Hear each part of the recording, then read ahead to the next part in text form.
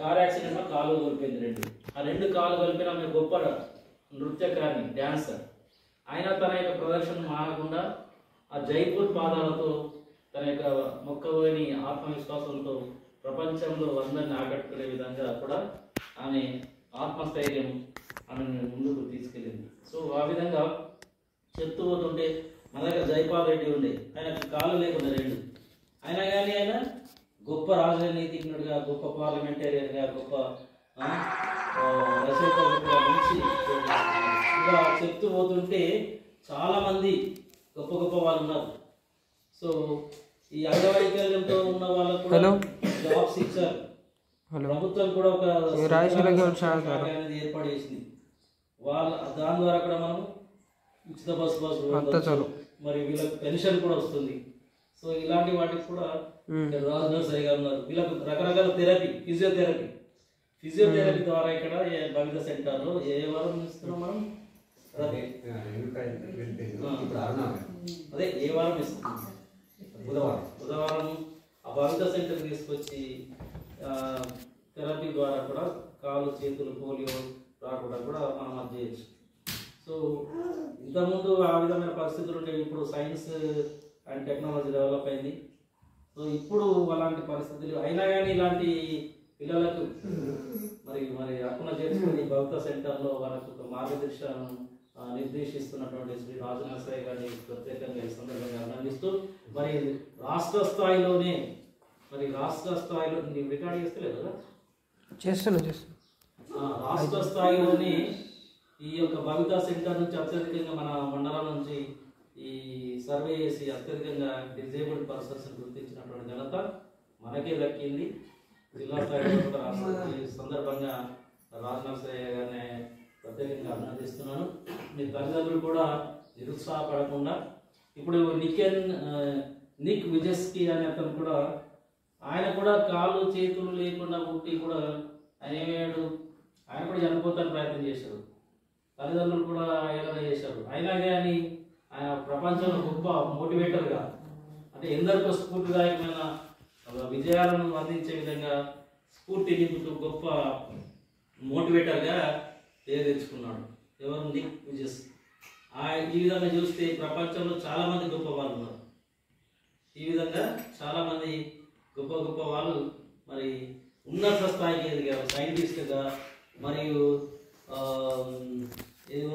Helen Keller అనే ఆమె కూడా అంధురాలు, వికలాంగుల వైకల్యం ఉన్నప్పటికీ, అంగవైకల్యం ఉన్నప్పటికీ ఆమె గొప్ప రచయిత్రిగా తన యొక్క ఆత్మకథను రాసి మంచి పేరు తీసుకున్నారు. సో ఈ విధంగా చూస్తే ఎక్కడ కూడా మనం బాధపడకూడదు. తల్లిదండ్రులు కానీ ప్రభుత్వం అనేక సంక్షేమ కార్యక్రమాలు చేపట్టింది. మరి భవిత సెంటర్లు కూడా మరి ద్వారా వాళ్ళకు మంచి ఈ శిక్షణ అనేది ఇచ్చి ఈ ఎస్ఎస్సి ఇంటర్మీడియట్ కూడా చేపించి ఉద్యోగంలో స్థిరపడేదానికి కూడా కృషి చేస్తున్నారు. ఈ సందర్భంగా ఈ భవిత సెంటర్ నిర్వాహకులు రాజ్ నర్సయ్య గారిని ప్రత్యేకంగా అభినందిస్తున్నాను. మీ అందరూ కూడా జీవులకు కూడా ఉజ్వలమైన భవిష్యత్తు ఆ దేవుడు మీకు ఆయురారోగ్యం ప్రసాదించి ఉన్నత స్థాయికి తీసుకెళ్లాలని ఈ సందర్భాన్ని కోరుతూ సెలవు తీసుకుంటున్నాను. Thank you.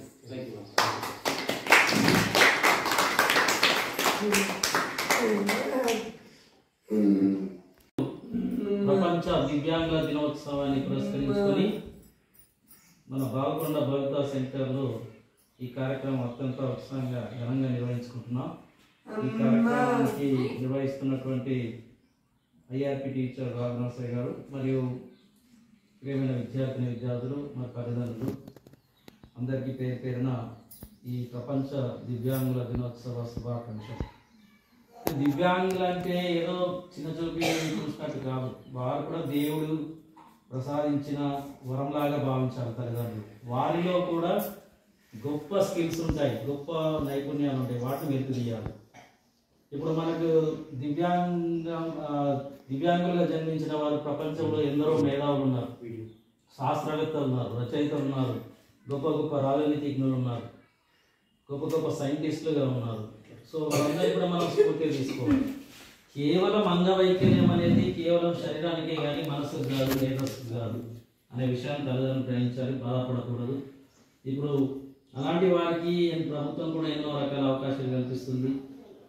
మరి ఉచిత బస్ పాస్ కావచ్చు, తర్వాత పరికరాలు వాళ్ళకి సంబంధించిన వీటి పరికరాలు కావచ్చు, ఇంకా నడవడానికి ఉపయోగపడే కావచ్చు, ఇంకా లిమ్స్ ఆర్టిఫిషియల్ లిమ్స్ కావచ్చు, ఇలాంటి అనేక పరికరాలు ప్రభుత్వం అందజేస్తుంది. అంతేకాకుండా ఉద్యోగాలు కూడా రిజర్వేషన్ కల్పిస్తుంది. సివిల్ సర్వీసెస్లో కూడా ఉద్యోగంలో రిజర్వేషన్ అనేది ఇస్తుంది. సో ఇలాంటి వాటిని మనం సద్వినియోగం చేసుకోవాలి. తల్లిదండ్రులు వీళ్ళు ఈ విధంగా పుట్టారని బాధపడద్దు. సో ప్రపంచంలో ఎందరో గొప్ప వాళ్ళు స్టీఫెన్ హాకిన్స్ కావచ్చు, తర్వాత లూయి బ్రెయిలీ అని ఆయన లూయి ఫిలిప్ బ్రెయిలీ అతను కళ్ళు పోగొట్టుకుంటాడు 3 ఏళ్ల వయసులో. తర్వాత ఆయన కళ్ళు పోగొట్టుకున్నానని బాధపడకుండా ఇతరులకు వెలుగు చూపడానికి అందులకు కూడా చదివే విధంగా బ్రెయిలీ లిపిని తయారు చేసి ప్రపంచానికి ఆదర్శంగా ఉంచారు. స్టీఫెన్ హాకిన్స్ కూడా ఆయన గొప్ప సైంటిస్ట్. ఆయన కళ్ళ పరిస్థితిలో కుర్చీలో కూర్చొని